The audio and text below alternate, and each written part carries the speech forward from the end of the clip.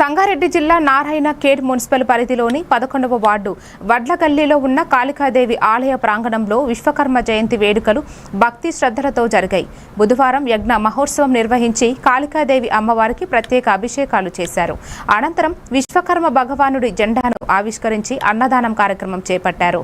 ఈ వేడుకల్లో కమిటీ సభ్యులు వడ్ల వెంకటరమణాచారి, వడ్ల వీరన్న, రకల్, వడ్ల సుభాష్, వడ్ల అశోక్, వడ్ల జ్ఞానేశ్వర్, వడ్ల సాయిలు, వడ్ల సాయేంద్ర తదితరులు పాల్గొన్నారు.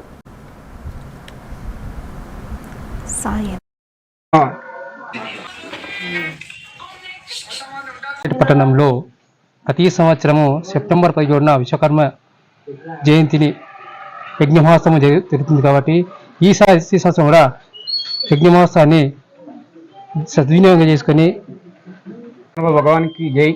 నారాయణఖేడ్ విశ్వకర్మ సోదరులు వడ్ల కమ్మరోళ్ళు అందరూ కలిసి విశ్వకర్మ జయంతి నారాయణఖేడ్లో పురమాయించుకొని అన్ని కులాస్తులతో పట్టణంలోని శ్రీ కాళికాదేవి మందిర ప్రాంగణంలో ప్రతి సంవత్సరం జరిగే భాద్రపద మాస బోనాలు పురస్కరించుకొని ప్రతి సంవత్సరం మాదిరిగానే ఈ సంవత్సరం కూడా ఆలయ కమిటీ సభ్యులు వడ్ల బ్రహ్మచారి మరియు అలాగే మా కమిటీ బృందం ప్రతి సంవత్సరం మాదిరిగానే ఈ సంవత్సరం కూడా అందరం కలిసికట్టుగా ఉండి విశ్వకర్మ జయంతిని చేస్తాము.